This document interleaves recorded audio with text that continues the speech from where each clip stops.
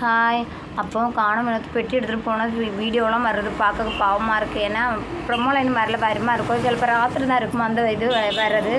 என்ன ஆவேசத்தில் இப்போ எடுத்தாரோ தெரில. சும்மா கையை சும்மா வைக்க போனாரோ எடுத்துட்டாரோ என்னமோ தெரில. அப்புறம் அவரே தலையில் அடிக்காரு கடந்து. அதிகம் பிறகு எல்லோரும் பிடிச்சி கெட்டி பிடிச்சி அதை எடுத்தது தான். அது ஏதோ ஒரு எண்ணத்தில் இப்போ எடுத்துட்டாருன்னு நினைக்கேன். ரொம்ப பார்க்க ரொம்ப மனசு உடஞ்சிருக்கேன்னா இனிமேல் இந்த சீசனில் வின்னர். இப்போ பார்வதி இருந்தாலும் கமருதீன் இருந்தாலும் திவ்யா இருந்தாலும் யார் இருந்தாலும் அவர் தான் வின்னரு. முதல் இருந்தவருக்கு நல்ல ஓட்டு இருக்குது, அதனால் அவர் தான் வின்னரு. அப்படி இருந்த ஒரு மனுஷன் ஒவ்வொருத்தரும் பேச்சு கேட்டு அரோர் அங்கேருந்து ஏதோ பண்ணி பேசி குழப்பி விட்டுட்டான். அப்போ அது அவர் என்ன மைண்டில் போட்டு நீ நமக்கு கிடைக்காம போயிருதோ, இது கானவீனம் அந்த வாட்டர் பால் வேறு இடக்கிடக்க இப்படி குத்திட்டே இருக்காரா, அதனால உண்மையில தான் இருக்குமோ, அப்படி தான் இருக்குமோ அப்படின்னு சொல்லியாச்சு. ஆனால் நான் ஒரு வீடியோ போட்டேன், யாராவது ஒரு ஹிண்டு கொடுத்துருக்கலாமேன்னு. ரம்யா ஓப்பனாகவே சொல்லியிருக்கேன், நீ தான் ஹை லெவலில் இருக்கா, பின்ன நீ ஏன் பயப்படுது அப்படின்னு அந்த இதில் சொல்லியிருக்காங்க. அது கூடமா சில நேரம் யார் என்ன பண்ணுறான்னு சொல்லவும் முடியாது. யார் என்ன பண்ணுறாங்க, யார் என்ன பண்ண போகிறாங்க ஒன்றும் தெரியாது. அதனால் இதெல்லாம் விதின்னு தான் நினச்சிக்கிட வேண்டியது. ஏன்னா அங்கே நேராக போன விதி அந்த சைடோடு திருப்பி விட்டுறேன்னு சொன்னாங்களோ, அதே போல் பார்க்க பாவமாக இருக்குது. சபரி அழுதாரு, எல்லாருமே அழுதாங்க. அதுக்கு முன்னாடி சபரி கட்டி பிடிச்சி உமா வைக்காரு, பின்ன திவ்யா கட்டி பிடிக்காங்க. எல்லாருமே பார்க்க ஒரு மாதிரி என்ன பண்ணணும்னு தெரியாமல் நிலமையில பார்க்க ஒரு மாதிரி இருக்குது.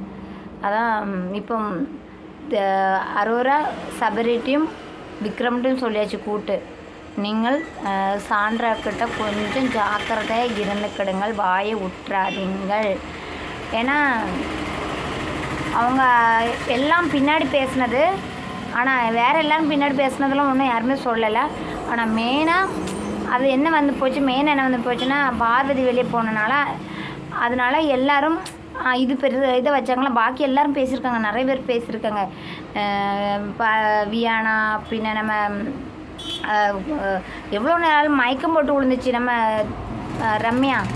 எப்பவும் ரம்யா போட்டு மயக்கம் போட்டு தான் விடும், அப்படி தானே பார்த்துருக்கோம்ல. எல்லோரும் மயக்கம் போட்டு 2 வாரமாக ஒரே மயக்கம் அடிச்சு தான் விடும். எம்ஜே கூட சொல்லிட்டு இருந்தான், இப்போ ஏதோ ஒரு டாஸ்க் ஏதாவது கொடுத்தா மயக்கம் அடிச்சு போட்டுருதா என்னென்னு. அதனால் இந்த விஷயம் நடந்தனால அவங்க எல்லோரும் நல்ல பிள்ளையாயிட்டாங்க.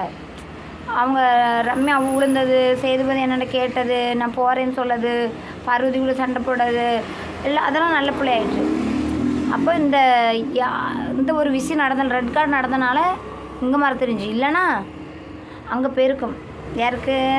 ரம்யாவுக்கு போயிருக்கும், வியானாக்கு போயிருக்கும், எல்லாத்துக்குமே போயிருக்கும். அந்த வண்டி அப்படியே திரிஞ்சிருக்கும். இது இப்போ எப்படி? அதான் இப்போ புரிஞ்சிச்சா, யாருமே யார் பின்னாடியும் பேசக்கூடாது. இன்றைக்கி இல்லைனாலும் என்றைக்கே ஒரு நாள் நம்ம ஒரு கை அங்கே நீட்டும் போது பாக்கி 3-4 கை நம்மளை தான் பார்த்துட்டு இருக்கு.